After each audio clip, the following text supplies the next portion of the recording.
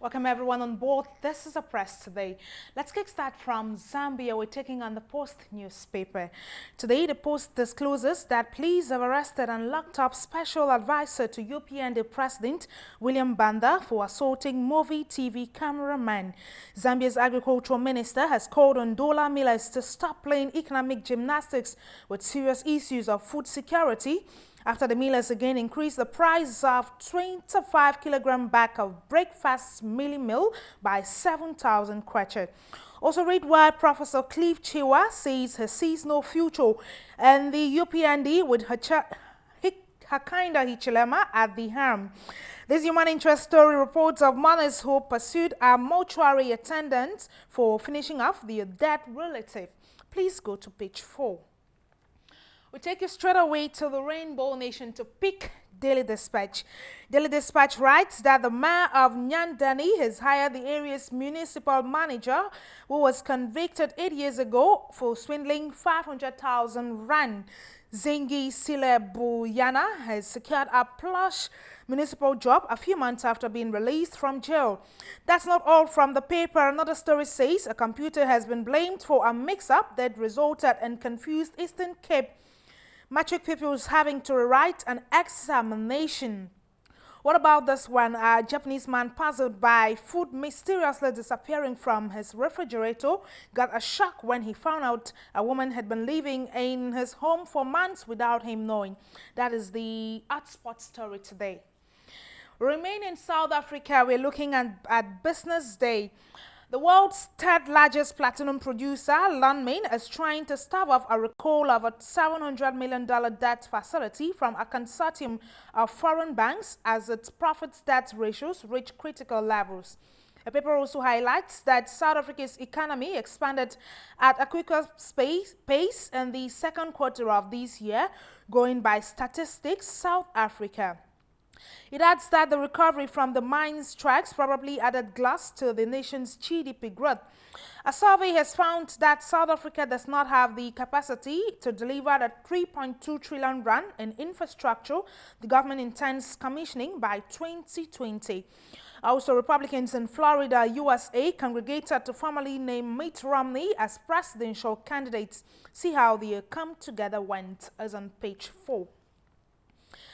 We take you to Nigeria to look at Business Day. The business paper from Nigeria goes back to Afam plant issue by writing that a report has revealed that Power Minister Bat Naji has a direct interest in a consortium that bidded for the Afam power plant, one of the generating plants up for privatization by the federal government. Untangle that complex but interesting story on page 4.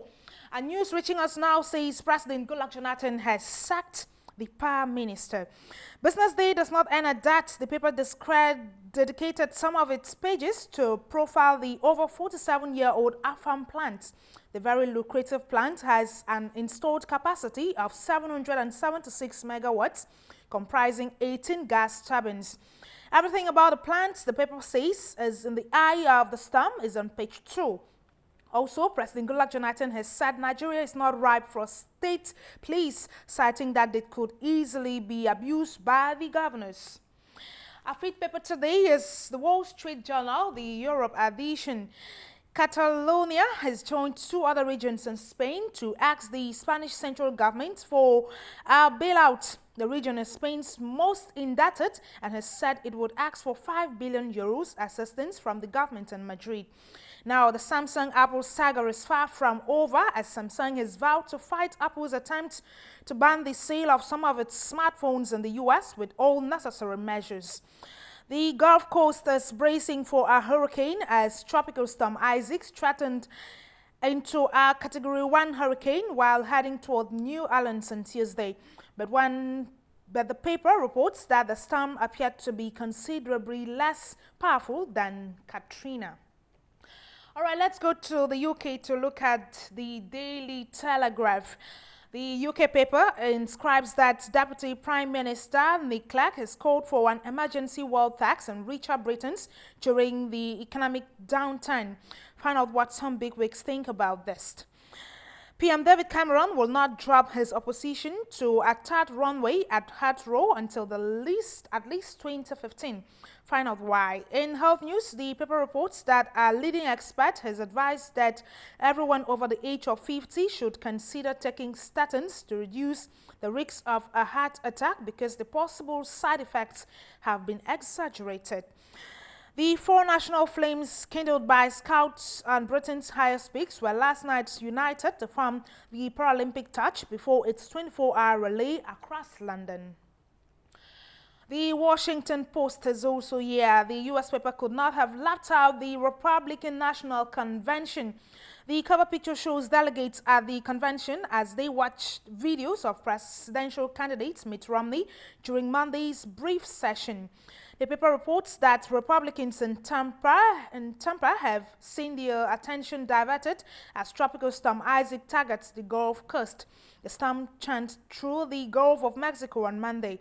France is urging action in Syria as President Francois Hollande has called for a shadow Syrian government that the U.S. considers premature. The paper as well writes that Apple's patent case win over Samsung may force rivals to try new phone finger moves. All right, let's put a stop with this one. It's the Gulf news. The journal states that more than a dozen people were killed and scores wounded after a car bomb exploded yesterday at a funeral in Damascus as regime forces shelled rebel bastions in the capital. The paper as well spells out that the number of expected refugees in Turkey has moved up to 200,000. French prosecutors have opened a murder inquiry into Palestinian leader Yasser Arafat's 2004 death near Paris. Another article says a Haifa court says the death of peace activist Rachel Corrie, killed by an earth mover in 2003, was her own fault. Please go to pages A, 2, and 3. All right, that's the press today. We thank you for being there. Please do stay with us for more news. Don't forget to go to our website, www.africmedia.tv for more news.